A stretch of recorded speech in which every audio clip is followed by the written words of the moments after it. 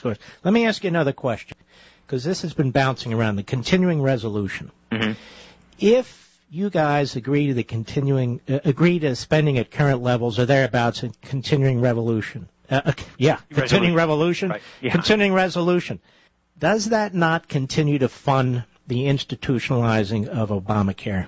Well, yes, of course. So we're going to have an amendment to the floor to defund Obamacare. I think Steve King from Iowa is going to be the guy bringing that amendment.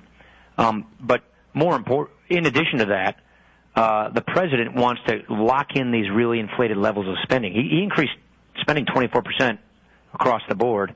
That's stimulus. Before you get to the stimulus. With stimulus, it's an 84% increase. Holy mackerel. Of domestic government agencies.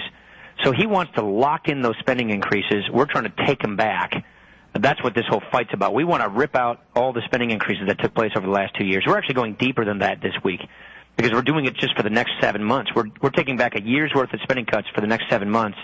And if you annualize that, we're going about $170 billion in cuts. That's good. We're trying to take the levels. I mean, for the rest of the fiscal year, we're going down to like 2006, 2005 spending levels in some account in areas. And yes, what we also want to do is put funding limitations on bills that are on agencies that are in charge of rolling out Obamacare. Now, we're obviously going to have an impasse. Something tells me he's not going to sign our bill. And so that's part of the impasse we're going to have starting in March. Then we go to the budget, which we write, we control. That's where we show our vision for the government. That's where we show our vision for what we want to do to take on the debt, the deficit, the economy, taxes. And then after that, sometime in May, possibly, this debt estimate moves around. We have a debt ceiling. And we are not interested in rubber stamping big government. We want to use that as an opportunity and leverage to get serious spending cuts and controls on government as this debt ceiling thing is dealt with. Let me one last thing, because I know you need to go and finish your sandwich there too. By the way, I'm very jealous of that. I haven't eaten all day. This is my first shot, really. Well, I had tasty cakes, I have to admit. Now, let me ask you this, Mr. Chairman. With this continuing resolution, then it goes to the Senate. What I like about what you guys are going to do, though, you're not going to give them a pass. You're going to lay all this out, and somebody there is going to have to make a decision about whether or not they want to help save this country or not. That's right. That's right. And so this is all very, very crucial that it get done.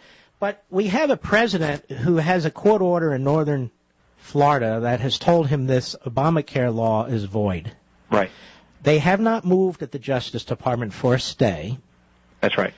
They're going to wait for the appeal process, 30 days from his ruling, but that is the law of the land right now. Are there any considerations about trying to use the budget process or the appropriation process with respect to the unwillingness of our own Justice Department to actually enforce federal law? They went into that courtroom and they fought that decision and they lost. That's a good question. We've been so focused on just defunding the program. I don't know the answer to that, whether we're going down that angle. I've been so focused on the budget side of this stuff, right, which is defunding it and just, our budget will repeal Obamacare. And that's kind of where I've been spending my time working on. By the way, let me make a suggestion, and you can ignore it. What this budget does is it potentially could raise tax rates for my children, your children, and grandchildren 60, 70, 80% down the road. Am I right? Gosh, yes. No, I asked the CBO for those numbers. I can tell you right now off the top of my head, my kids are 6, 7, and 9 years old. By the time my kids are my age, I'm 41, I asked the CBO, what will the future tax rates have to be if we don't get this debt under control? This is before this current budget, which makes it worse. They said that lowest tax bracket, which is now at 10%, goes to 25%. Middle-income tax brackets for middle-income taxpayers go to 66%, and the top tax rate will go to 88%. There's your strongest political argument, in my view. We've had those numbers run. Yeah. Because our kids will be paying 66, 70, 80% tax rates under the Obama plan. That's the bottom line, and people are going to get that. Look, the CBO, their own economic model, breaks down in 2037 because the computer at the Congressional Budget Office basically says they can't conceive of the economy continuing past 2037 because of the strangulation of debt, because of the debt burden. So they just think the economy crashes well before my kids are even, raising their kids based on the path we're on. All right, we'll keep up the fight. We're all for it. So God bless you. We appreciate it. All right, great one. Good to be with you. All right. Thank you, Chairman. That's Chairman Paul Ryan. chairman of the House Budget Committee. Can you imagine? This guy is sharp. He's articulate. He's charismatic. I'm telling you, Obama doesn't know what he's up for, and he doesn't need a teleprompter. He'll just give you those numbers right off the top of his head.